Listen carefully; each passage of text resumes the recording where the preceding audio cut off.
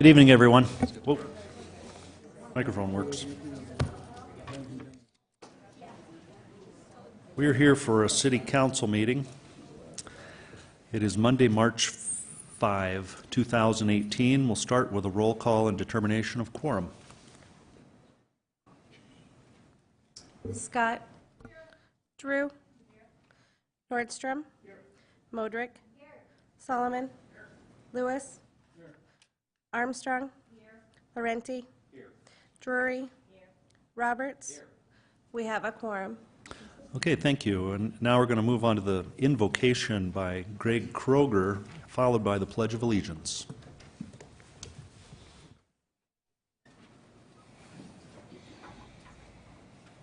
Let us pray. Mighty and gracious God, we are grateful to be able to gather before you this evening. As the council goes about its business, we pray that your blessings of wisdom and guidance would be upon them. May your blessings as well extend to all those who serve in staff support in our city and extend to all those who serve the citizens of Rapid City. May you lead the council through their work, through their discussions. May they find that they are equipped from wisdom on high as they care for the needs of this city and all of its inhabitants. We pray this in the name of the Christ. Amen. I pledge allegiance to the flag of the States of America and to the republic for which it stands, one nation, under God, indivisible, liberty and justice for all.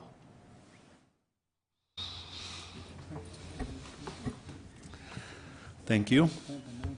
And now for the adoption of the agenda. Now is the time when we can adopt the agenda as written, or the council may make modifications to it. To adopt. Okay, we have a motion to adopt by Solomon and a second by Lewis. All in favor of that motion say aye. Aye. Opposed? Motion carries. And now we have one employee recognition.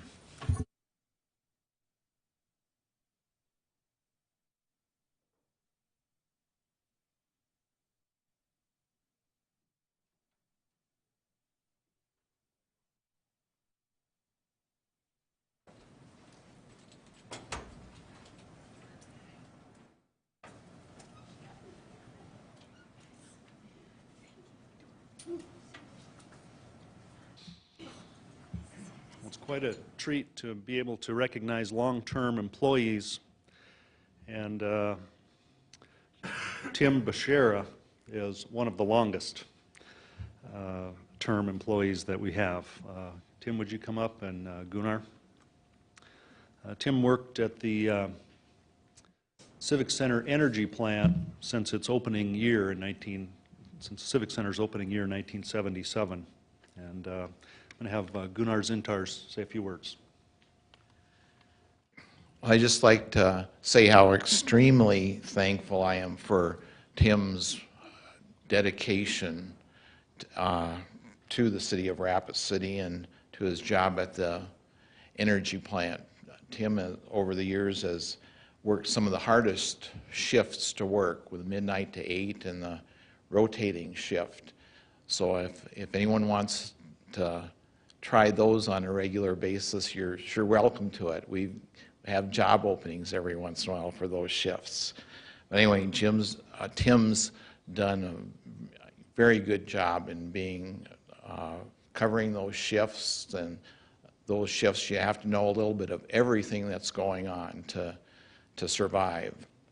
So he's retired in February, but we can't get rid of him quite yet. He's working part-time while we're training a new employee to fill in for the job that Tim has done for that time. And so I'd like to congratulate him for his 40-plus years of service. Those have all been at the energy plant. And before that, he even worked part-time in the Parks Department and I think the Street Department and sanitation. So I don't know what his withdrawal symptoms are going to be like, but he said he got a golden retriever, so maybe puppy, so maybe that'll help fill in the time, so.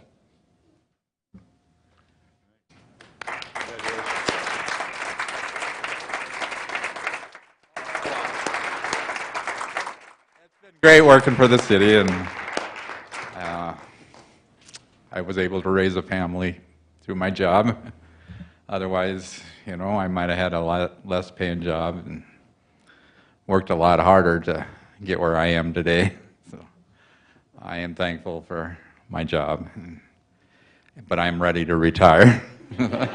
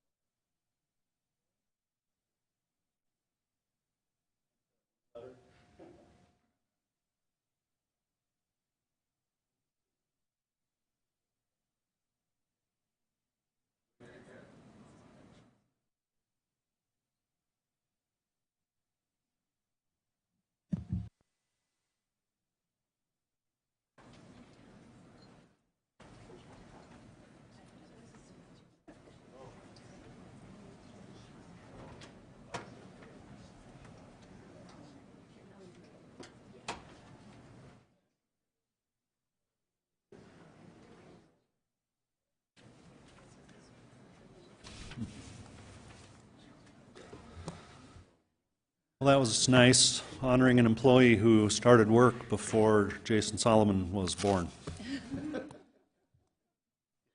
Yes. It's awesome.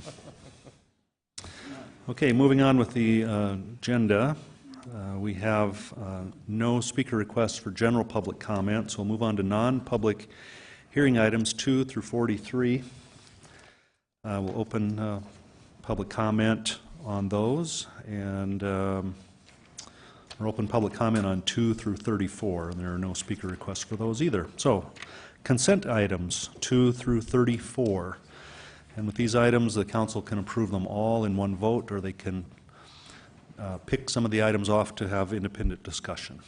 Amanda Scott. Thank you, Mayor. I'd like to pull item number 24, please, if my voice lasts. 24, 24. Darla Drew. Item 16, please. I'm sorry, Item 16. 16. Okay, are there any other items to pull off? Lisa Modrick. Thank you. Item 21.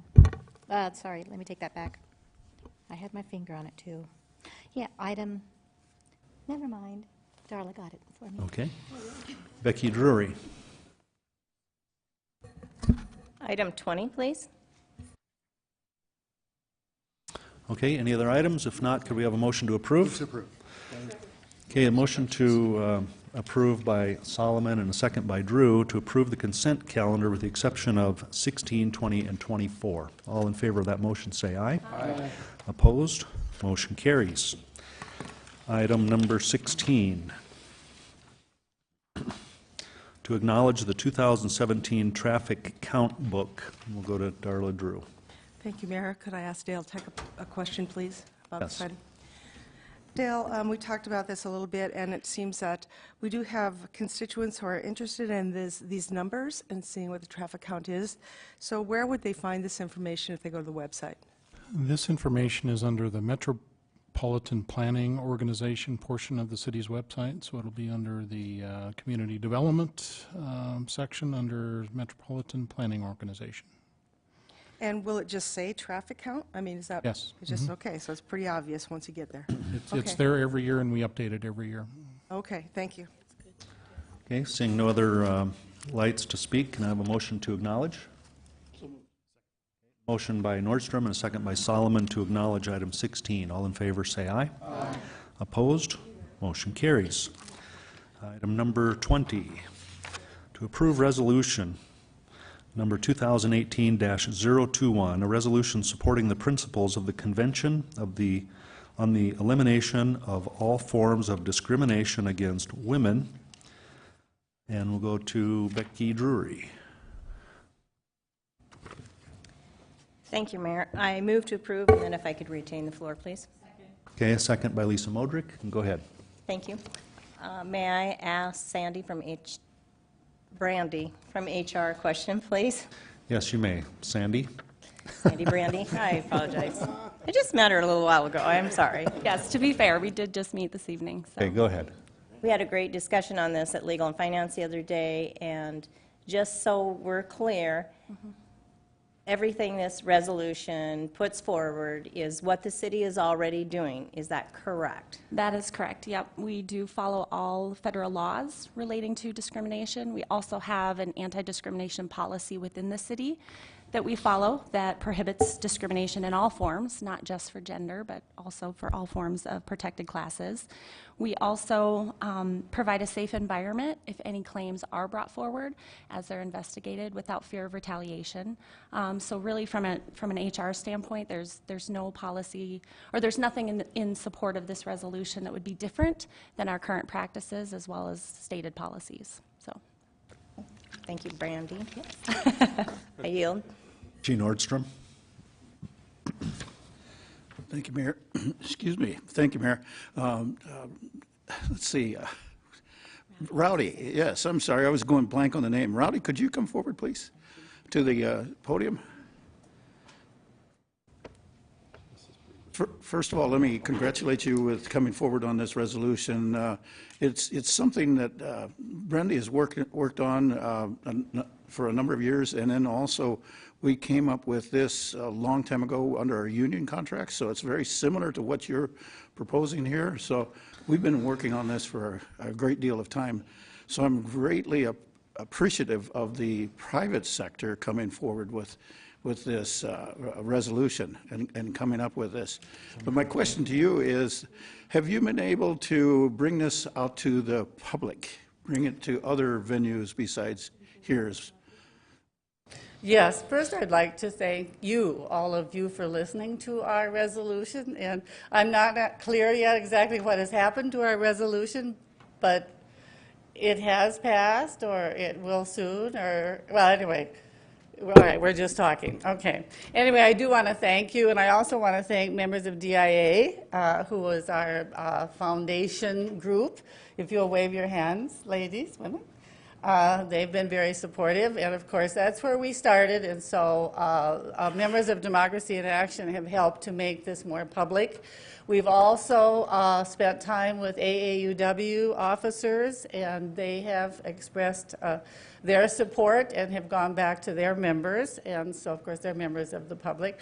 Buffalo Gals and Gather the Women are also two other groups, members of the public, that are familiar with CDAW. We have a lot of work to do, but we have spent time out in the public explaining CDAW is one of those what kinds of things, and so we have talked a lot about the Convention on the Elimination of Discrimination Against Women, and so we have more work to do, but we have. Rowdy, one other opportunity that I'm familiar with is Zonta. Have you had a chance to take this to Zonta group yet as well? We have tried. Yes, okay, very good, very good.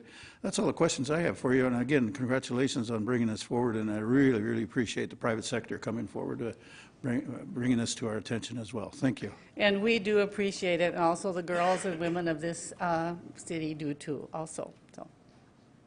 Okay, Darla Drew. Thank you, Mayor. I think I can say that even though our HR department assures us that there's no problem, equality reigns, we've seen in recent months how difficult it is for women to speak their mind and know they'll have a job, or know they'll be respected, or know they'll be believed. So I don't think we can tell women enough times that it's time to demand equality. And so I'm really proud to be here to speak in behalf of this issue, because I think it's really important that we go ahead and adopt this. I see Susan going towards the podium. Susan, do you have a comment? Well, thank you, and I apologize for my tardiness. I thought this was going to be later on in the agenda, but I want to say that if you do, support this resolution, what is going to happen is that Rapid City will move from a list of 32 cities in the United States who are considering a resolution. And if you adopt that or accept it, it will move to a list of 18 cities in the United States who have a resolution. I think that's huge. And I think you are saying to women during International Women's History Month, we believe in you. We want a community that supports women and subsequently their children. So this is a very propitious time. And Darla, as you said, the Me Too movement has gained so much momentum. And it's time for us to say, us too. We embrace equality for all women of all types, of all ages, of all orientations, every place in our community. Thanks. Thank you, Susan. I thank you for your strong words in support of this. And you can see that now we have a 50-50 gender split on this council, which is also a point of pride for many of us. So thank you for your good words tonight.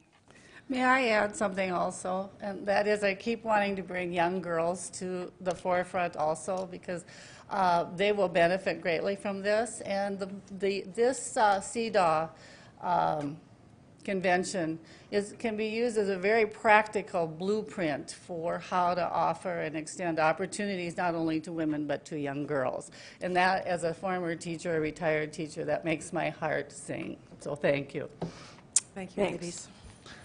Okay, the motion on the floor is to approve item 20. All in favor, say aye. Aye. Opposed? Motion carries. And thank you.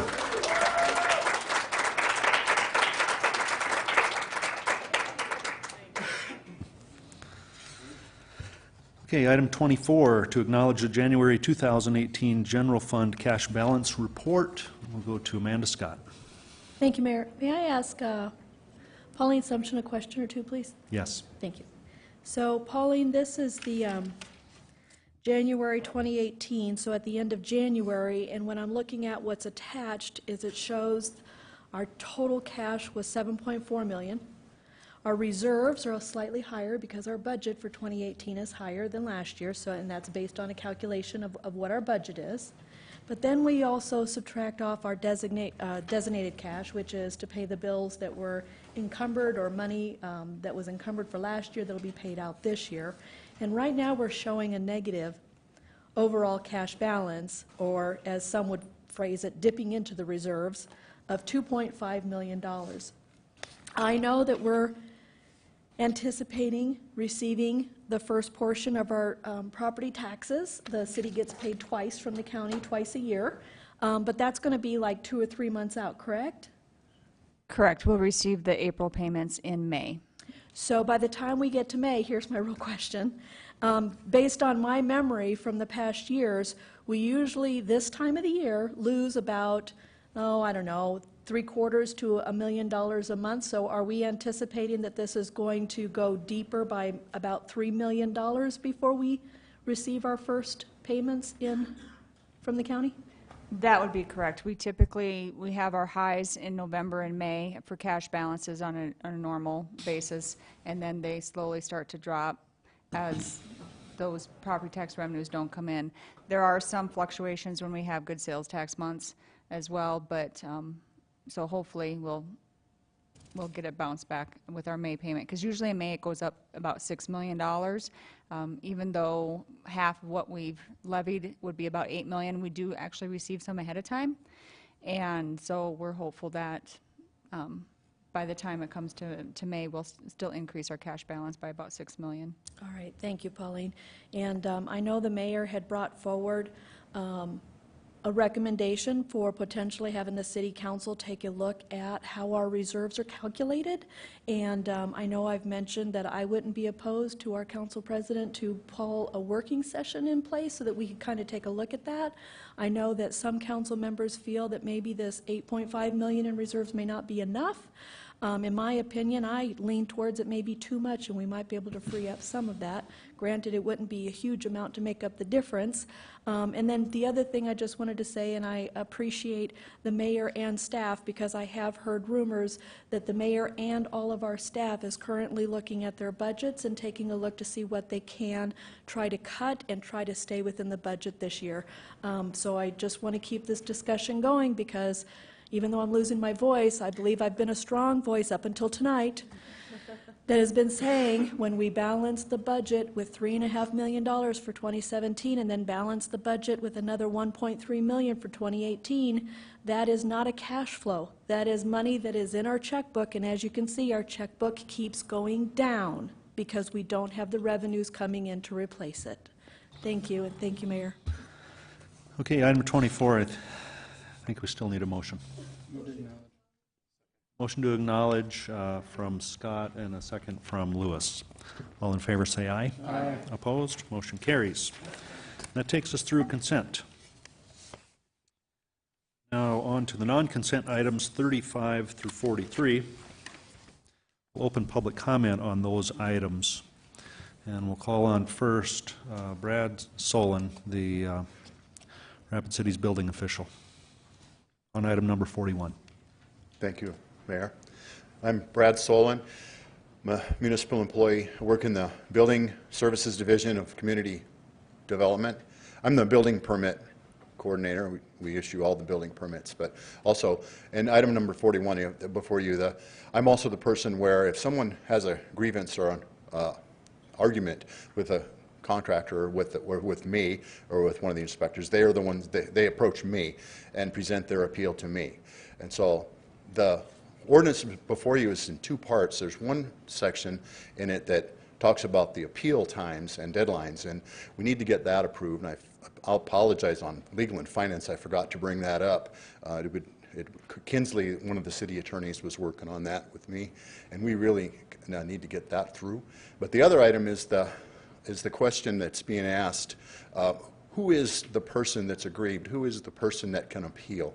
Can any person appear and present their argument, and then if, regardless of my what I do, they could appeal it to the Building Board of Appeals. And then, of course, it could subsequently be appealed to City Council also. So where we're at is, I've had people approach me and say, you know, my contractor's a jerk. I want you to pull his license. Well, you have to give me some real reason why, some code violations, something substantial to substantiate the claim. People have approached me and said, you know, my contractor had some callback work that they promised to do, and they won't return my calls and they won't do it. I want you to pull his license. Well, again, show me some code issues and we'll do it.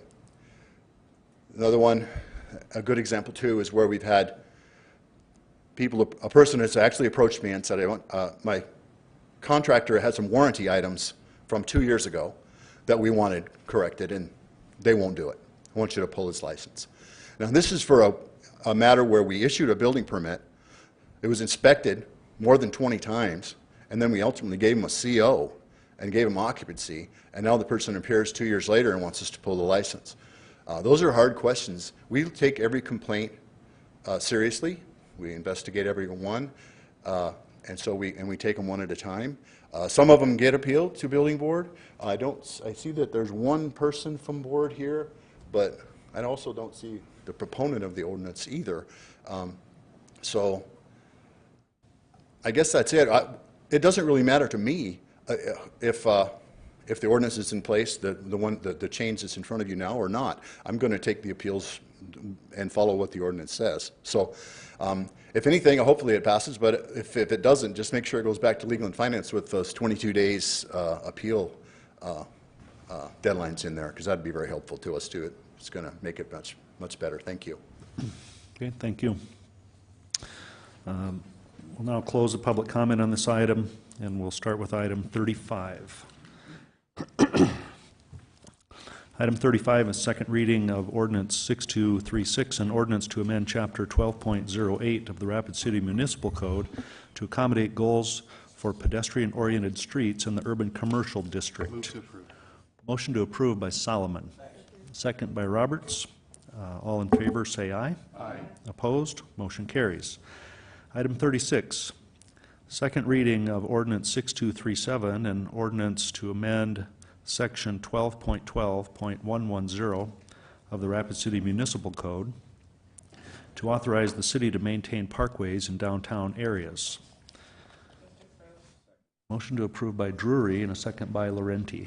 All in favor of that ordinance, say aye. Aye. Opposed? Motion carries. Item 37, first reading ordinance 6226, an ordinance amending section 17.06 of chapter 17 of the Rapid City Municipal Code, a request by Dana Foreman of KLJ for South Dakota Game, Fish, and Parks for rezoning from low-density residential district to public district for property generally described as being located northwest of the intersection of Knutson Lane and Sturgis Road. Move to approve. Motion to approve by Solomon and second by Drew. All in favor say aye. Aye. Opposed? Motion carries. Item 38. First reading ordinance 6238, an ordinance amending section 17.06 of chapter 17 of the Rapid City Municipal Code, a request by the City of Rapid City for a rezoning from general commercial district to urban commercial district for property generally described as being located east of 4th Street to the South Dakota School of Mines campus, south of railroad tracks, north to Kansas City Street. Motion to approve by Drew, second by Drury. All in favor of approval say aye. Aye. Opposed? Motion carries. Item 39.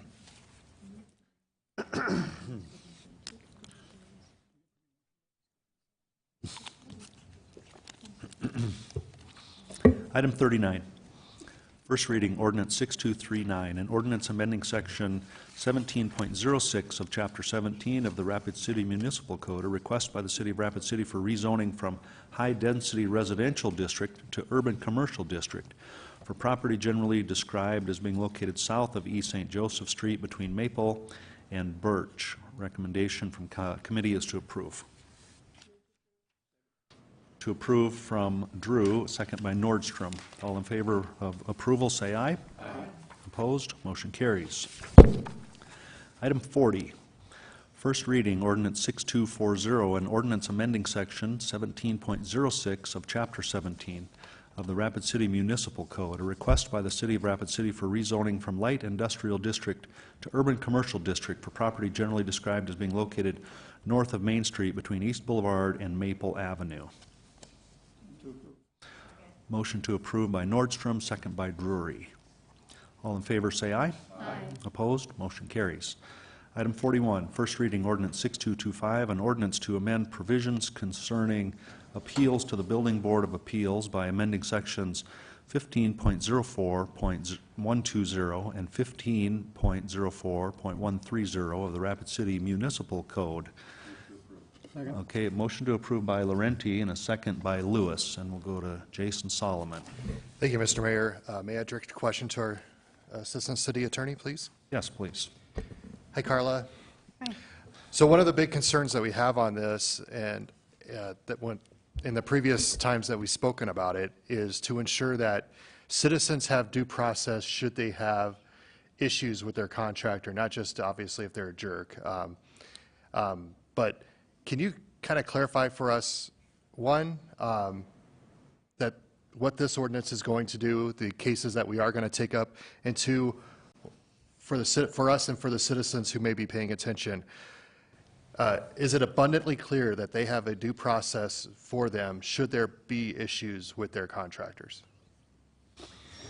Thank you. I think it is. The ordinance already talked about an appeal to the Building Board of Appeals when people, whether they're contractors or homeowners or business owners, whoever's doing the work on their property, can appeal disputes about the code and what the code requires, can appeal issues related to proposed alternative methods of construction, those kind of things that are reviewed by Brad including disputes about what the code requires, would be appealable still to the building board. We consider the building board to be the code experts. There's a member of 5 different professions on there. They know the code, and they're the mediators of what the code requires.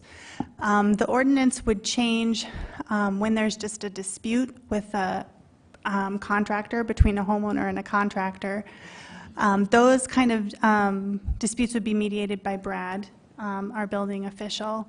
And like he said, those complaints are taken seriously. They investigate. They see whether or not it's a code issue or whether or not it's a personality issue or some other dispute between the property owners. If it's a code issue, those are the ones that, I'm speaking for Brad, but that he takes very seriously, and he frequently suspends or revokes people's licenses.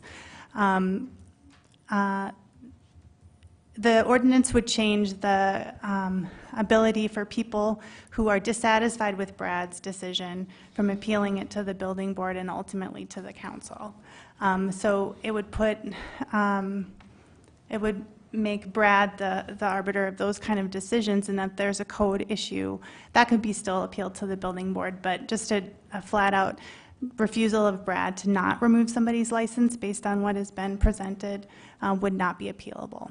So, okay, so for non-code related issues that a contractor and homeowner or property owner may have, what is the process for them? Would it be then small claims court, something along those lines? Can you explain to all of us to make sure we are really clear that no matter what, the citizens have due process in this? Sure. Yes, court is, small claims court or circuit court would be the way to, would be one option for mediating a dispute. If you have a dispute with your contractor, there might be a whole bunch of things that you have a problem with. Maybe just a minority, or maybe none of them will be related to the code. The city is really the best person to decide on the issues related to the code, and honestly, the court or a mediator would be the best person to evaluate the claims related to the other things that are not code related between property owner and their contractor. Okay, so just to make sure I'm clear before I vote on this, we, all code-related items will still go through the building board that we have in place, Building Board of Appeals. If it's a non-code item, then there are other processes such as courts or mediation to work out those issues, correct? That's right. Okay. If that's the case, then I will support this. Thank you. Richie Nordstrom. Thank you, Mayor. If I could have a couple questions for Brad Solon, please. Yes. Brad, I think Alderman Solomon had a good conversation with our city attorney explaining the differences between the code violations and other business practices of the vendor that brings a situation to you from the citizen. So I just want to be clear, in the next step in that process, during the appeal process, you have the responsibility, do I understand correctly, that you have the responsibility to explain to them that this is a code violation or this falls into an area that is not a code violation or for practical purposes, a business practice decision. So you give them, the citizens, that opportunity to go through that process. That's correct. If someone appeared, we would listen to their complaint and then decide if this is a valid complaint for a code item. We would might investigate it in the field. We might ask for more information, some paperwork, anything that, contractual things that they had, and then we would make a decision. And like what this ordinance is if, say it was a contractual thing, the city's not going to be the mediator of that. They would have to hire a mediator, or maybe go to small claims, or maybe they can work it out themselves. But it's not up to me or the city or the building board to mediate a private matter. So, Mr. Solon, during that time frame that we're looking at from the beginning of the appeal to you or the decision by you, I hope I'm saying this correctly, is that the clock starts as soon as they come in, or as soon as the CO or the job is completed, the final inspection is completed, that's when the clock starts. Am I correct? on the 20 days? No, what the 22 days is if a person appears and they give an appeal to me, Yep. the code kind of, it's not really very clear on what we're supposed to do. It kind of implies that we're supposed to have the hearing within 22 days, which a lot of times that's going to be impossible. And so depending on how you read it, and it's not very clear, we want to change the 22 days so that when they appear to me, I have the appeal in my hand. Yes. Then, and that they had 22 days to do that. So say somebody appears to me tomorrow and says, I have a complaint, I want to appeal it. I would say, well, what is your complaint? Well, I want you to revoke the license. I say, no, they have 22 days to come in and appeal that. Okay? And then, and you can talk to Carla about this too, she's the expert on this. I believe that the board would have to hear it within another 22 days. So there's enough time there so that the applicant, the appellant, has time to gather their thoughts and get what they want to appeal it, and then we also have enough time to have the board hear it. Thank you, Brad. So going to the city attorney, if I may, Mayor? Yes. Ms. Cushman, do you understand the question that I'm asking? Is that when does the clock start? Well, I mean, is there a statute of limitations on an appeal? yes, there is in the statute or in the ordinance today. Today, it seems to say that there's only 22 days between Brad's decision and the hearing. So if they appeal it, bring us a letter on day 20, we have 2 days to schedule a hearing. I'm not necessarily, I was involved in drafting this, but there were many people, including a committee of citizens who was involved. So this is kind of something that was an oversight. So we've clarified, we've stuck with the 22 days that was decided before. We've said, Brad makes a decision, you have 22 days to appeal. Then we have 22 days to have a hearing, just so that there's enough time for the person who's making the appeal to make a decision on whether or not they want to move forward, and for us to pull together a meeting. We generally have a meeting once a month, although we've had more than that if needed. So that's what the 22 days would do if the ordinance change is approved. And you folks are comfortable with that 22 days, and who was involved in that decision-making for that 22 days? I understand staff, but... the building board also approved of that time frame. Yep. Thank you. I'll yield.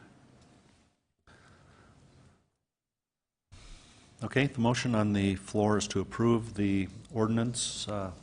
All in favor of that motion, say aye. Aye. Opposed? Motion carries. Now for Public Works Committee items, items 42 will go to Darla Drew. Thank you, Mayor. Item 42, appeal of denied exception request from Prairie Valley Development Company, LLC, to waive the requirement to construct curb, gutter, sidewalk, and street light conduit in Reseda, Abilene, and Mondo Streets, City File 18EX016, one exception denied by staff out of 2 total exceptions submitted for the project. And I will wait to hear from my colleagues. Chad Lewis. Make a motion to approve the appeal. Second. Okay, and second by Laura Armstrong.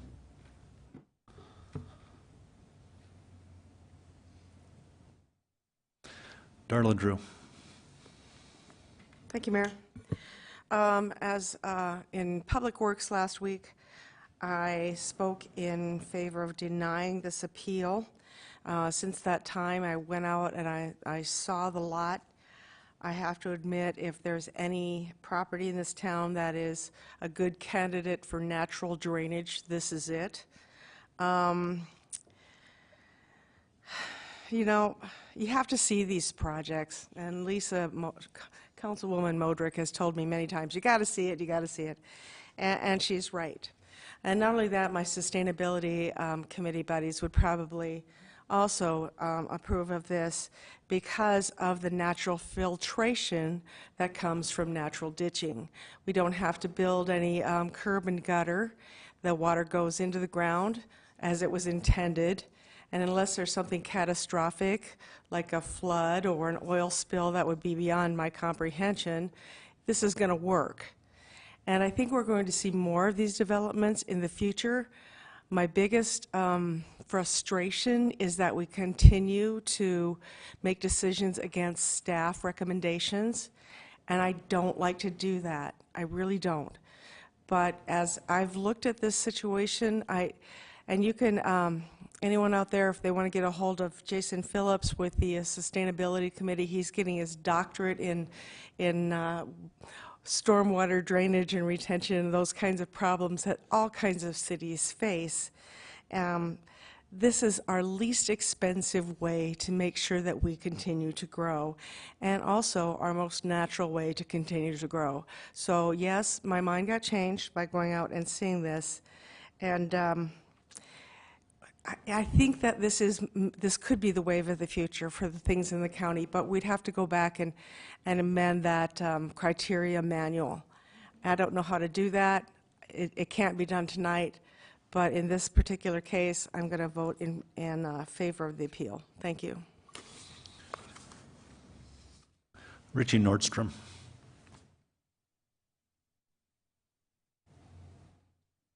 Thank you, Mayor.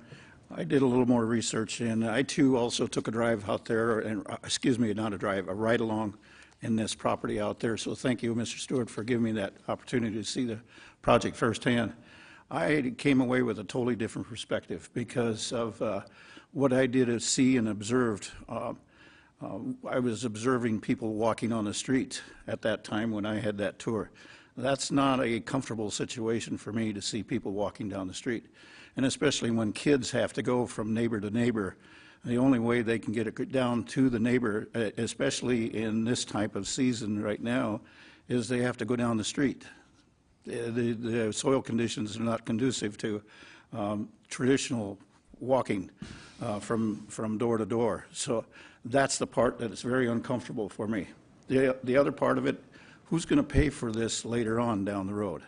When the curb and gutter and all the other improvements that have to be done out in this area, who's going to pay for that? Right now, there's two opportunities, and that has to go through the either an assessment process or it goes through the CIP.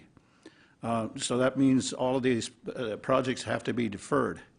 And that's an uncomfortable situation for me because later on, the cost is more expensive, especially when we're considering the cost of inflation and how it's proceeding these days. So I'm just not comfortable with that. And then one other communications that I've had is that there was a suggestion that we could have some Air Force people move out there. Commendable idea. I like the idea. I hope that they can do that. But based upon what the Air Force people have provided for me, a banker, another realtor, and I don't mean to discredit anything what the Black Hills Federal Credit Union is doing for us. They do a wonderful job about producing loans. But I came up with a different answer from other bankers on this.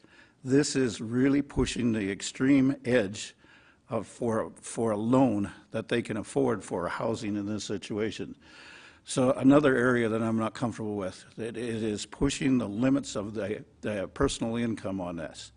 Some other arguments that you'll be coming here and forward about from probably some other council members. The country living, and for me, that's an urban area. It is not country for me. I'm sorry, it's just not country. The other part of it is Alderwoman Drew brought forward a good suggestion about the drainage on this. Yes, it's true that grass and vegetation does a very good job about filtration, about the drainage, but this ground is pretty flat. It's going to take a lot of work to get it over to a detention pond or an area where the water will be able to dissipate into Rapid Creek. Another concern of mine, what elements are going to be brought into Rapid Creek? We're already pushing, in my opinion, we're pushing the limits on the total dissolved solids that we're having in Rapid Creek. So I'm very concerned about how we treat Rapid Creeks. So there's just a few of the concerns that I have on this project. So, Mr. Stewart, I really applaud you for coming forward to this project. Do your best. Good luck with it. No matter how the outcome of this, I really support the project, but I just can't give up on some of these very minimal limitations that we have set up by the design criteria manual. I'm just not comfortable going beyond that. Thank you. Becky Drury.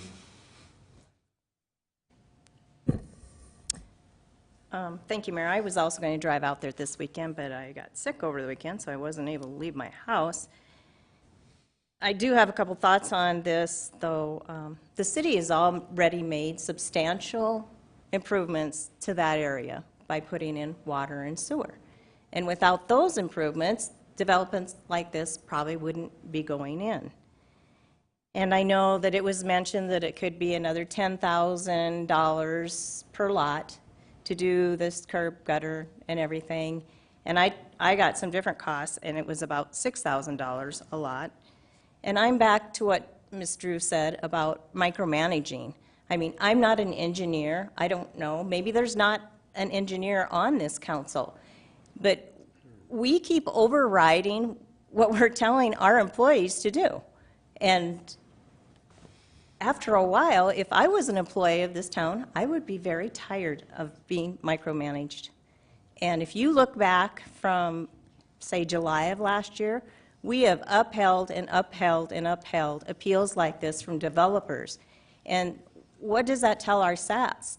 It basically tells them that their voice doesn't count. The other thing is, I would imagine that when Mr. Martin bought the property, he knew it was within the 3-mile radius, and he knew what those ordinances were that drove those boundaries. And I would assume if you're going to buy it, plan to develop it, you would plan to follow the rules of what you're buying into. We had some really good discussion last week on not kicking cans down the road. And if we approve this appeal, that's just what we're doing. You know, but we're saying that we're going to approve these appeals in the name of affordable housing or workforce housing or economic development, but really we're just kicking the problem down to another city council to deal with later in CIP, and I don't think that's fair. I also believe that the costs, if you have to wait to put this in, they're going to go up 7 to 10% a year. I checked with a contractor, and that's what they told me. The average price on putting these in are going to go up 7 to 10% a year, which is more than the cost of inflation, which adds an economic burden onto them. You know, sure, if I could build a development and I could save myself $500,000, I would go for it too. But I'm not going to vote to uphold this appeal. I yield. Lisa Modrick. Thank you, Mayor. Where do I want to start? I really appreciate those words because policies and procedures and guides and manuals are what it's all about. It's so important and so valuable to all of us to have something to follow, and this criteria manual is exactly that. And I too feel for the staff when this is a document that was built in the early 2000s and finally got approved in 2012. But by that point, we had been going through the Great Recession, and really the city has changed. It's changed progressively, and that has taken place since the 2007 start of that group trying to formulate the right criteria manual of its time. So I too believe that it is a document that needs to be reviewed, and I think we've all been asking each other for a while now, how does that happen? Perhaps the heat on the staff is where it's going to trigger that we better get something done here, because I know we all want to get out of the job of trying to override a manual. It's just not something we want to do. But there are certain things that don't fit in the box, and this development is one of those projects that allows almost at the 3-mile buffer zone, well beyond the city, an opportunity for it to fit from within what's already built there. So it matches the area. It matches the growth and development of those that want to buy a lot that's a half an acre or more and have a little space around them. I had mentioned this at committee, and I'll mention it again. Not everybody wants to live in a city environment with streets and curbs and gutters. Some people want a little taste of country. They want to remember how they grew up. They want to be able to have the freedoms of that. And we're outside of the city limits, and I'd asked a question to staff, does that mean that we take care of their streets when we're requiring curbs and gutters and sidewalks? And the answer was no, that's not something that the city does. They're outside of the city limits. So what does that do then? Are they code enforced because now they've got a sidewalk and they've got to keep that clean? There's a lot of questions to when you start working outside of the city and working into the country zones that they are. We can't see when it's going to happen that the city will catch up with the country. You know, as we grow, that happens, but it happens over time, and that gradual time can also make it where it becomes affordable or perhaps on demand, and economically it may also be more affordable. It's not our job to decide who can and can't sit in, buy a lot or move into a home or judge that this is not workforce living. The workforce is the one that's going to determine that, what they can afford. And we can't use what is inside of the city moving around and buying and selling homes. We also need to look at what's coming into this community. That's part of the growth and development. And that could be a little piece of heaven, to be able to have somebody that comes outside of Rapid City and says, wow, you mean I can still get into a lot that has this type of size where I can put the size of house that I can afford and raise my children in the country and be this close to my job? Absolutely. So we really shouldn't confine who can and who can't be in these properties. It is ripe. That's why it's being developed. It's ripe to have this happen, and now is the time. And why give up on the developer who wants to put the risk out there to get this area developed for more housing? And it is affordable housing when you start looking around in Rapid City with a 0.16 acre and compare it to what is going on with country development. So the curb, the gutter, the sidewalks, that blends, it's donutted into this already built from the phase one, and so it matches that. It's not trying to keep up with changes happening around it. It's actually fitting inside of that development, which is valuable to everyone. And it's just this is a project that doesn't fit inside the manual. It just should stay with what has already been placed out there and surrounding it, and allow people who want to have a little slice of country heaven to have that outside of our city limits with something that's a little more affordable. Thank you. John Roberts. Thank you, Mr. Mayor. Mr. Martin, do you mind if I ask you a question or two?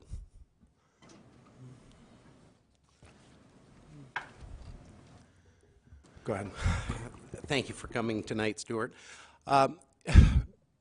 Councilwoman Dury here a minute ago said that you should have known what you were getting into when you were buying that property. I think maybe you should explain what you thought you were getting when you bought that property, because I know originally it was under a PUD and it would have been the second phase of this property, and that's what had already been approved. That's it. Excuse me, that's exactly right. It wasn't, excuse me, it wasn't approved PUD already, and that's what I thought I was buying, so that you wouldn't have to do the curb and gutter down the second phase of it. Again, inside the donut of that property that exists out there currently. And then the criteria manual changed in the middle of it, and you got stuck in the middle of that. So I don't think that Mr. Martin was trying to get away with anything when he bought this property. He knew exactly what he thought he was getting, which wasn't exactly what he was getting. I hope he does get what he wants, because I am going to support this appeal, because I think it's a smart thing to do. Refresh me what the price of the lots were going to be, Stu? 35 to 40. 35 to 40. So roughly, you are 7,000 to 8,000 lower than anything in town right now. I can't actually, I can't think of any lots except for a few up in Rainbow Ridge that are about 41.9, 42.6, Yeah, up for to a about much smaller lot. 46. In Yeah, the area much- that we're much talking smaller right lots, now, yes. in the area that we're talking right now, there are 0 Yes. lots out there. And- Below $42,900, and those are the .16, the .18. Nothing above .20 exists currently. Thank you very much, Stu. I appreciate it. So, and like I said, I do support this. I think it's a good opportunity out in that area. I do support the natural drainage whenever we can do it. You know, that's less drainage system in the future that the city's going to have to maintain. You know, we're talking about costs going into the future. If someday sidewalks do go in, then it's going to be the responsibility of the homeowners. I've got sidewalks in my ward in North Rapid that the homes have been there since the 30s and 40s and do not have sidewalks. So, you know, this happens even in town, but this is a rural setting on big lots that, you know, even if the city does grow into it, it's going to be probably not in anybody's lifetime on this board. So I think it's a great idea. I think it's a great compromise. I think this does fall into affordable and workforce housing. I think that, you know, I sell enough lots to know what they come in at. And, you know, I don't want the competition, Stu, but, you know, it's a smart thing and it's the right thing to do. So thank you. Thank you. Steve Laurenti. Thank you, Mayor. If I may, I'd like to ask Community Planning or Public Works or both question. Please. Thank you. Gentlemen, on this particular development, either one of you or both of you can speak about it, but my concerns are about the development in that it's going to be, they're considering natural drainage. Along those lines, is this development, would it be built differently if it had been done that way from the get-go, or for lack of a better question, I guess, is this developed properly for natural drainage, and what issues do you see with this particular development without curb and gutter and sidewalk? Thank you, Alderman Laurenti. As I understand, the original development for all of the lots considered what I'll call a rural drainage scheme. So what the applicant is proposing to provide a rural section with road ditches and such connects with what has already been built out there. It's also upstream of what was previously built, so a rural or an urban section with curb and gutter would fit as well. I should caution the council that natural drainage doesn't mean that it's maintenance free. In fact, if you have road ditches with culverts and such, there is more maintenance on that than there is on curb and gutter. So will the drainage work out there? Yes. Our criteria, though, does not, it kind of mixes right away with drainage concerns. So our criteria is not set up to have a rural section out there with the right-of-way widths that we have in our criteria manual. So that's one of the biggest issues that we see with a urban or a rural drainage pattern. Okay. Ken, do you have anything there that you would? Not specifically, but I think in relation to the criteria and the manual that we currently have in place, perhaps we need to review that and amend that, but I would say that should occur prior to making a lot of, or approving a lot of appeals. All right, thank you. I yield. Darla Drew. Thank you, Mayor. Just one quick question here to Dale Tech, please. Dale, so you talked about that, well, I heard earlier that we don't have to clean these roads or take care of the roads as a city, but as a city we have to take care of the maintenance of the culverts and the drainage, the natural drainage ditches, that we have to do that? No, this is outside of city limits. The city will not be required to do any of this maintenance until it is annexed into the city limits. Okay. That doesn't mean that the maintenance won't still be necessary, and somebody's going to have to take care of it. And I can guarantee you that if there's issues out there, the first people they're going to call is the City of Rapid City for approving the subdivision in this manner. Okay, thank you. Okay, the motion on the floor is to approve the appeal. So an aye vote approves the appeal. A no vote denies the appeal. Everyone clear? Yes. Okay. Let's go to a roll call vote, please.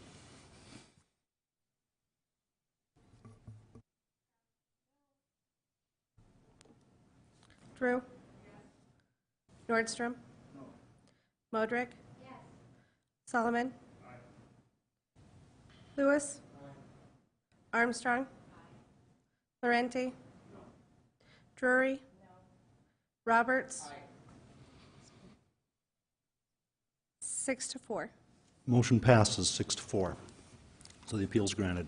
Thank you.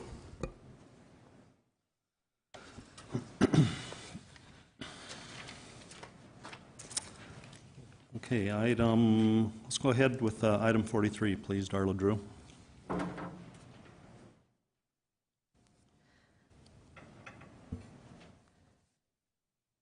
Item 43, a request by FMG Engineering for Payco Kid LLC for a preliminary subdivision plan for proposed lots A and B of Lot 3 of Tract C of Rushmore Center, generally described as being located east of Luna Avenue, south of Rushmore Crossing. I make a motion to approve with stipulations. Second by Lisa Modrick. All in favor of that motion say aye. Aye. Motion opposed. Motion carries. Takes us down to public hearing items 44 through 56. We'll open public comment on 44 through 56.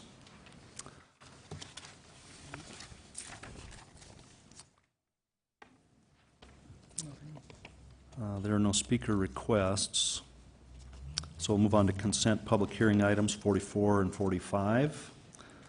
The council like to handle any of these or vote them both? Motion to approve from Lewis and a second by someone. Laurenti.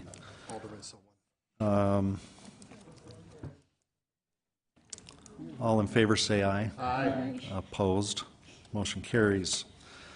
Now, on to non-consent public hearing items, and we're including item 46 in the public hearing. And this is to acknowledge presentation and public hearing for SRF application pertaining to the East Rapid City water system expansion. Someone here to do a presentation?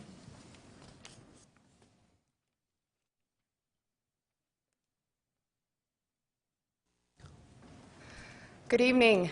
My name is Morgan Falcone. I'm an engineering project engineer with the City of Rapid City. I'm the project manager for this East Rapid City water system expansion. Here with me today is Bill Lass with the Black Hills Council of Local Governments. So there have been a number of projects that have been going on since 2014 as part of this East Rapid City water system expansion. And the city is nearing completion of this project, actually, with 2 projects remaining. And we are projecting a budget shortfall for the remaining to finish up the project. And so we are seeking to apply for additional funding from the state DENR. Part of the requirement to submit the application for hearing is to conduct this public hearing.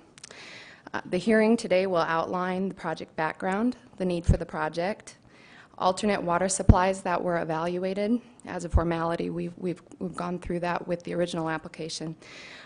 The projects, where they're at and the status, proposed financing for the project and the amount of the loan being requested, the pledged revenue source, interest rate, and the length of the loan, effect of the proposed project on user rates, and then we'll open it for comments and questions.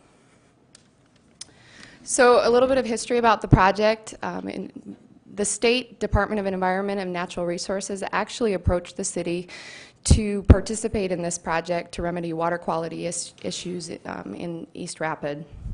And so in 2014, the East Rapid City Water System Expansion Project started with council authorization. And in 2014, the state revolving fund and consolidated grant funding was awarded by the state. So the need for the project. In general, there was inadequate public water systems, 3 of them in particular, Valley View Estates, Mesa View Estates, and Terracotta Estates. In addition to that, there was no public water supply to the Rapid City Water Reclamation Facility, to a number of areas within Longview Sanitary District, and other rural homes within the area. In essence, greater than 250 potential customers. So in 2014, a facility or a water systems facilities plan was developed to outline the costs, the potential alternatives, and provide a recommendation. So again, like I'd said before, this is kind of a formality of the hearing, but because we've already identified the proposed path forward, which was connection to the City of Rapid City water system, but we need to go through these as part of the hearing. So the alternatives that were identified and reviewed in the facilities plan was to provide no action, to leave it as is, kind of a status quo. Because of the DENR violations, this was not a feasible option. Another alternative that was identified was to take a water source from Rapid Creek and treat it and pump it. That was on the order of $15 to $20 million. Connection to the Rapid Valley Sanitary District was identified as an option, but there was no capacity, and so it was not deemed viable. Connection to the City of Box Elder's water system was identified as technically feasible for one of the subdivisions, Valley View, but not evaluated for the rest of the area. Another alternative was a central well supply with treatment, pumping, and storage, but that was determined to be financially unfeasible. And so the selected alternative was connection to the City of Rapid City water system, and the project that was put together was estimated at $7.126 million.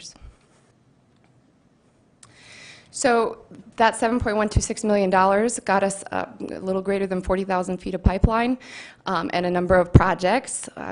We've built, for the most part, most of them, just a little bit of a status. The first project that we built that was completed in 2016 was the Water Reclamation Facility water main extension. That was a 12-inch water transmission main that took water from Morris Lane, where our 12-inch water main, our existing one is, and took it down to the Rapid City Water Reclamation Facility. That, like I said, was finished in 2016. The second project took that 12-inch to the west to serve the customers of Terracotta, as well as provide various water distribution system improvements within that subdivision and abandon their existing well. That was completed in, I believe, 2017. The third project was a pressure-reducing valve station on Morris Lane. That was to reduce the water to serve customers south of Highway 44. That was completed pretty much around the same time frame. The next project was to take a 12-inch water main and extend it to the north, the Valley View Radar Hill Road project. And that also included some distribution system improvements within the subdivision, and that is complete. Thank you for awarding the project today. We actually had a project, the Mesa View Water System, which was the construction of a distribution system for Mesa View Estates, the extension of a 12-inch water main on Radar Hill Road, and an 8-inch water main to serve some customers in Morris Lane. That project bid February 27th and was awarded on item 31. And the last project is Anderson Road. That is a 12-inch water main from in Anderson Road from Longview Road to Highway 44, and that project is planned to bid at the end of the month. So with that said, I'll turn it over to Bill to talk about the proposed financing for the project. Okay, thank you, Morgan. Again, my name is Bill Lass. I work with the Black Hills Council of Local Governments. My role in this is to assist the city in putting together the funding application and the paperwork for the financing. So just a few things to run through with you. The actual funding application that we're preparing is called a Drinking Water Facilities Funding Application. It's submitted to the DENR, and the deadline for that is April 1st, so we'll have that in by the end of the month. That application, once submitted, can be funded from two different sources or two different pots of money that the DENR has. The primary one is called the Drinking Water SRF, or State Revolving Loan Fund Program. Those are actually federal origin dollars that come from the EPA to set up that revolving loan fund for water projects, and then the state makes low-interest loans and also what they call principal forgiveness from that fund. Principal forgiveness is not technically a grant, but it's just as good as a grant. They basically write off a portion of the loan principal. The other fund is a pool of state dollars called the Consolidated Water Facilities Construction Program, and again, they can make both low-interest loans from that fund as well as outright grants. So they can actually do a combination of awards from either of those two programs in any combination of the principal forgiveness, the low-interest loan, or the grant. So the amount of loan or amount of financing that we're expected to be borrowed is up to $950,000.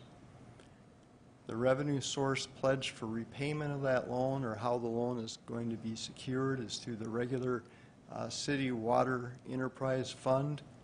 But it's important to note, and Morgan's going to talk about this in a little more detail in a second, it's important to note that the East Rapid water users all pay a surcharge to the city that repays the city for those loan costs, for the debt service costs. And then I guess the final thing I just want to mention is, for the record, the interest rate and term of this loan, it would be 2.25% for 20 years.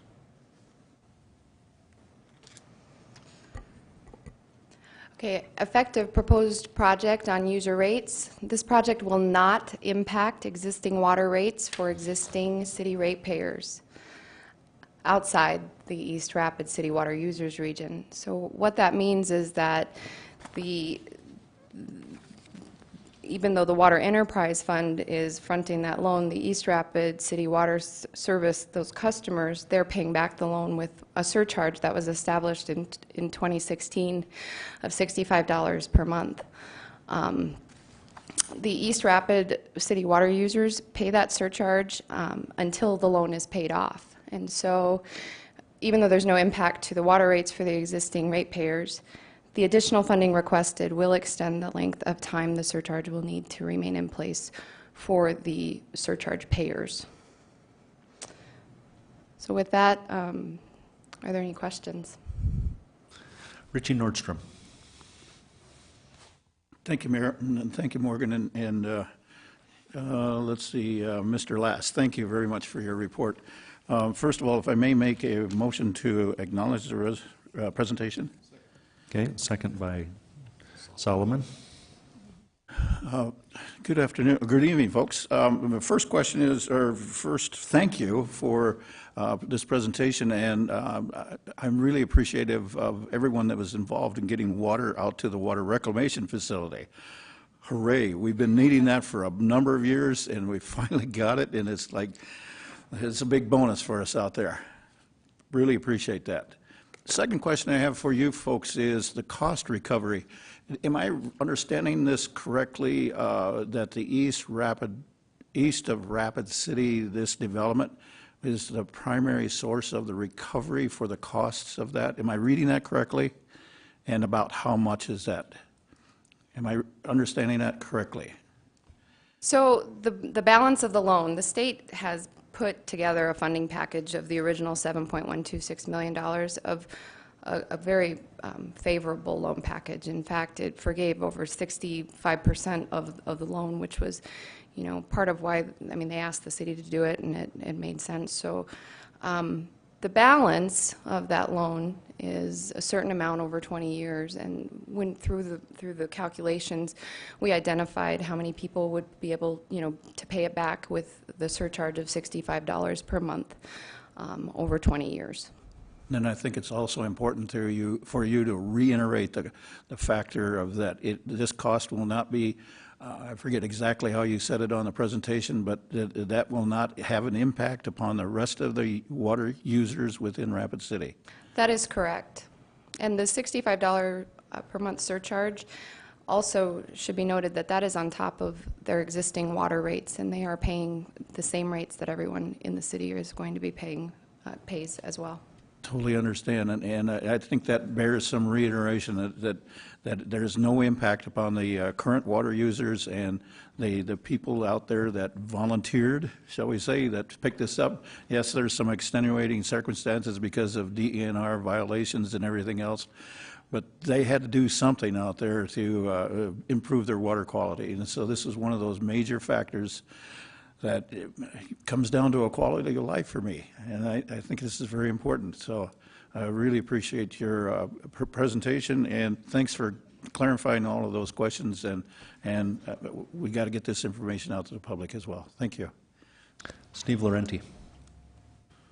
Thank you, Mayor. Thank you for the presentation. I just have one quick question. The 20 years thing popped out to me, and the users are the ones, hopefully, that basically we're recouping our costs to do these expansions. This 20 years, is it at the time that they hook up, or is it from the time of the agreement? So in 10 years, if there's a major development in one of these areas where we've expanded, do they have 20 years from the time that they hook up, or is it, or they only have maybe 5 years or 10 years, whatever's remaining? How does that work? That's a good question. Whatever's remaining. So if I'm an East Rapid City water customer and I sign up today and I sign the agreement and I hook on to water, when I start beneficially using that service is when I start paying the surcharge. If in 5 years I buy a house within that region and I decide to hook up to water, then at that point, 5 years from now, I will start paying that $65 surcharge.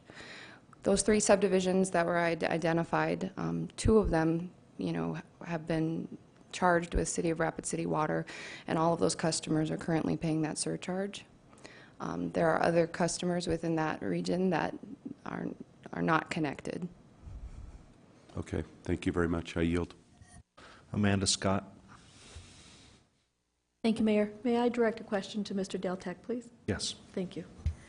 So, Dale, just running some numbers, basically, and I'm rounding and I'm a little fuzzy with my cold tonight, so bear with me. But the original project, starting back in 2014, was, if I understood correctly, $7.6 million? $7.126 million, that was the estimate. Okay, 7.1, and 65% of that was beneficial of the principal forgiveness.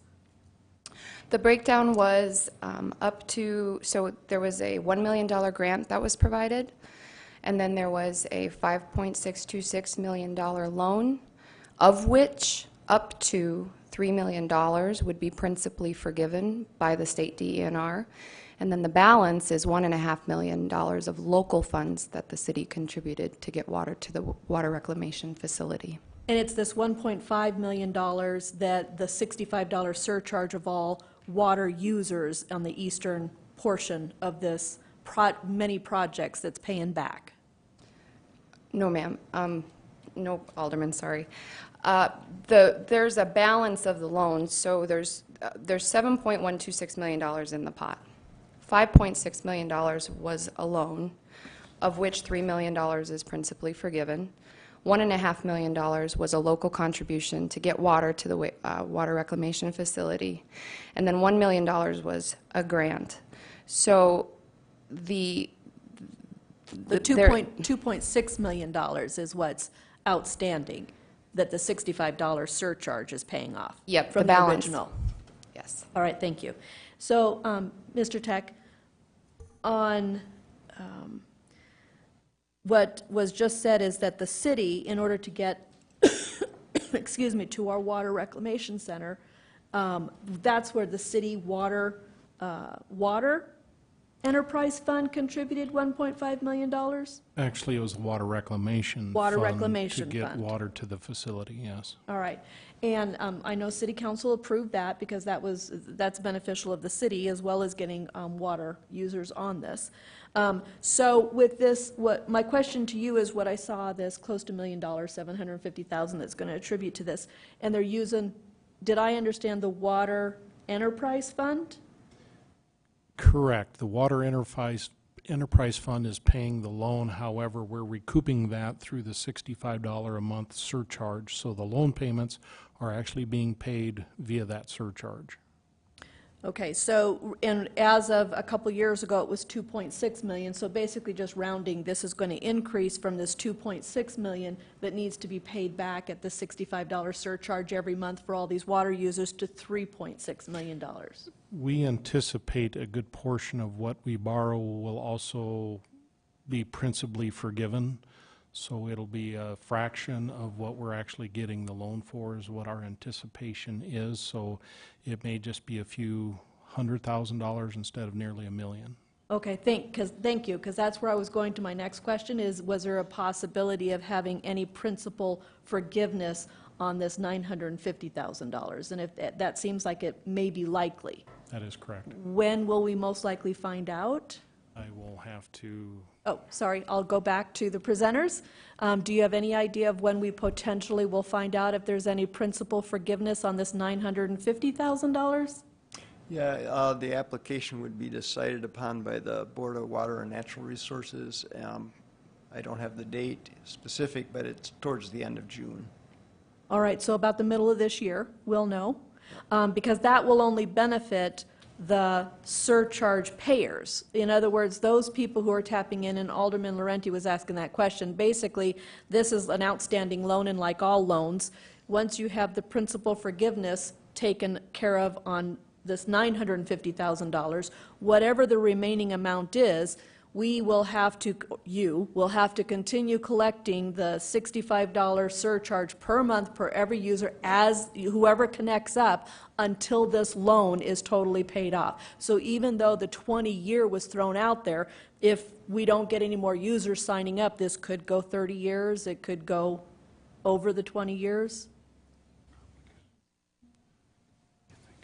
Alderwoman Scott, I might be able to address that. Sorry, Mr. Tech. So I'm just going with, if the loan amount is so much, it has to be collected until it's paid off. That is correct. We don't anticipate the loan going beyond the 20-year term.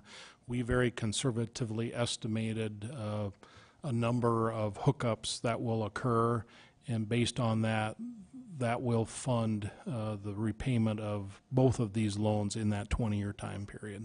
It will not go beyond that. In fact, we anticipate, just as Mr. Laurenti alluded to, if there's somebody else that comes in and that connects it to it, that's just more people paying the surcharge, which will pay the loan down faster.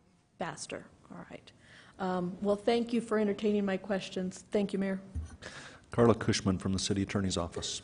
Just a reminder that we have to have open this for public comment. Yep. Okay. Got it. Any other questions or comments from the council? Okay, are there any questions or comments from the public? Seeing none, we'll close the public comment period then. Thank you for the presentation. We have on the floor a motion to acknowledge the report and a second. All in favor of that motion say aye. Aye. Opposed? Motion carries. Thank you.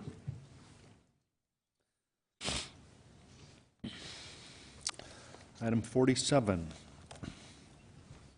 Approve Resolution 2018-022, a resolution authorizing an application for financial assistance, authorizing the execution and submittal of the application, and designated the authorized representative to certify and sign payment requests for the East Rapid City Water Expansion, project number 13-2107. Amanda Scott. Thank you, Mayor. Since we moved on to another item, I figure I could ask my two other follow-up questions of Mr. Dale Tech, please. Sure. Thank you. So Dale, just continuing on that line of thinking of the Water Enterprise Fund, if there's a principal forgiveness, I'm even saying, let's say there's no principal forgiveness, basically this $950,000 will come out of the enterprise reserves? It'll be a loan. So once again, we'll be paying that with the money we collect from the surcharge. Right, but it's got to be paid originally. So No, it's a loan that will receive money and then make payments on it. So the money that we receive from the surcharge will be collected and used for that payment. Okay. So we will be getting money, like $950,000 from the DNR, this source. Correct. So we don't have to worry about our reserves at this point because it's just going to be this money cash coming in, spent, and then collecting the surcharge to make the loan payment. That's correct. Okay. So thank you for clarifying that we're not dipping into our reserves at this time. Thank you. Okay, item 47. Could use a motion. Approved. Okay, motion to approve by Lewis, second by Roberts. All in favor of approval, say aye. Aye. Opposed? Motion carries. Item 48, second reading, ordinance 6227, an ordinance amending section 17.06 of Chapter 17 of the Rapid City Municipal Code. A request by TSP Incorporated for South Dakota School of Mines and Technology Foundation for a rezoning from high-density residential district to office commercial district for property generally described as being located at 324 East Kansas City Street, 613 Birch Avenue, and 615 Birch Avenue. So moved. Motion by Modrick and a second by Solomon. All in favor of approval, say aye. Aye. Opposed? Motion carries. Item 49, second reading, ordinance 6228, an ordinance amendment to Title 17 of the Rapid City Municipal Code by adding 17.66 Urban Commercial District. Motion to approve by Drew, second by Drury. All in favor of approval, say aye. Aye. Opposed? Motion carries. Item 50, second reading of ordinance 6229, an ordinance to include definitions for the urban commercial district by amending section 17.04 of the Rapid City Municipal Code. Move to approve. Motion to approve by Solomon, second by Drury. All in favor of approval, say aye. Aye. Opposed? Motion carries. Item 51, second reading of ordinance 6230, an ordinance amendment to Title 17 of the Rapid City Municipal Code by amending Chapter 17.06. Motion to approve by Drew, second by Lewis. All in favor say aye. Aye. Opposed? Motion carries. Item 52. Second reading of ordinance number 6231, an ordinance to amend section 17.50.050 of the Rapid City Municipal Code to allow for administrative dilution of plan developments. Dissolution of plan developments. Motion to approve by Drury, second by Nordstrom. All in favor say aye. Aye. Opposed? Motion carries. Item 53, second reading of ordinance 6232, an ordinance amendment to modify section 17.50.070 of the Rapid City Municipal Code. Motion to approve by Nordstrom and a second by Drew. All in favor of approval say aye. Aye. Opposed? Motion carries. Item 54, second reading of ordinance 6233, an ordinance to amend sign code to incorporate on-premise signage rules for the urban commercial district by amending section 17.50.100 to the Rapid City Municipal Code. Motion by Modrick. Second by Drury. All in favor of approval say aye. Aye. Opposed? Motion carries. Item 55, second reading of ordinance number 6234, an ordinance to establish parking requirements for the urban commercial district by amending section 17.50.270 of the Rapid City Municipal Code. Motion to approve by Drew, second by Laurenti, and we'll go to Richie Nordstrom. Thank you, Mayor. I just had a public comment from somebody that came up to me out of the blue, and I don't know who they are or have an opportunity to get back to them, but the question come up, and if I can direct this comment towards Ken to make sure that that we're, Mr. Young, I should say, that we're on the same page, that this public comment had to do with the number of parking stalls, and it primarily had to do with 1.5 parking comment made within the Rapid City Journal paper, and the citizen didn't totally understand that. And I just wanted to make sure that the public understands it as that's the minimum that a developer can put in. for parking placement. So, Mr. Young, am I on the right page with you as far as that's the minimum for 1.5 parking correct. stalls for residential? That's correct. Yeah. So whoever that person was that was commenting to me about that, I just want to make sure that they understood that's the minimum that we require, and the developer can put in an additional parking stalls if they so choose. So with that, I'll yield the floor. Thank you, Mayor. Public comment.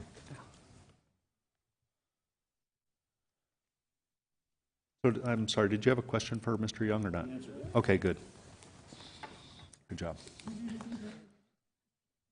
Okay, we have a motion on this item 55 for approval. All in favor of that motion, say aye. Aye. Opposed? Motion carries. Item 56, second reading of ordinance 6235, an ordinance to amend landscape regulations to incorporate the new urban commercial district by amending section 17.50.300 of the Rapid City Municipal Code.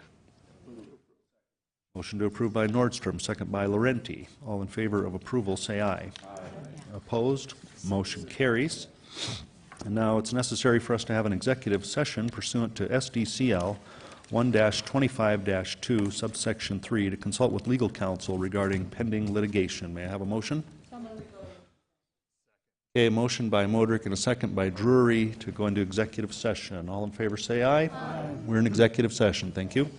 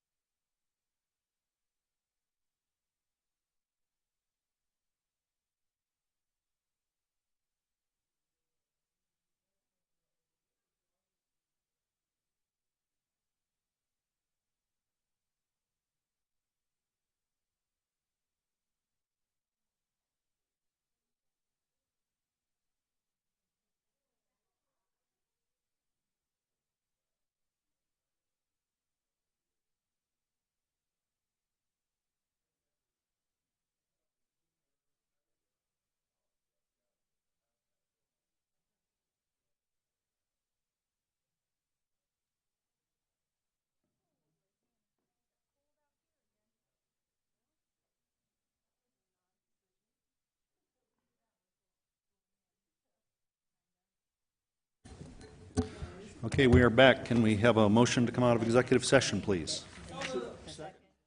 Motion by Drury and a second by Laurenti and a third by Armstrong.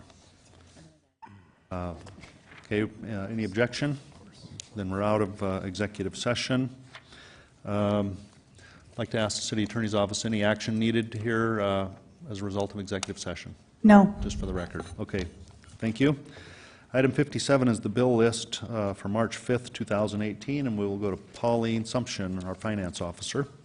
Thank you, Mr. Mayor. There are no additions to the bill list that which is attached, so the total is $6,050,003.22. Motion to approve by Laurenti, second by Armstrong. All in favor, say aye. Aye. Opposed? Motion to adjourn. Second. Motion to adjourn, and by Laurenti, second by Solomon. All in favor, say aye. Aye. Opposed? We're adjourned. Thank you, everyone. Thank you.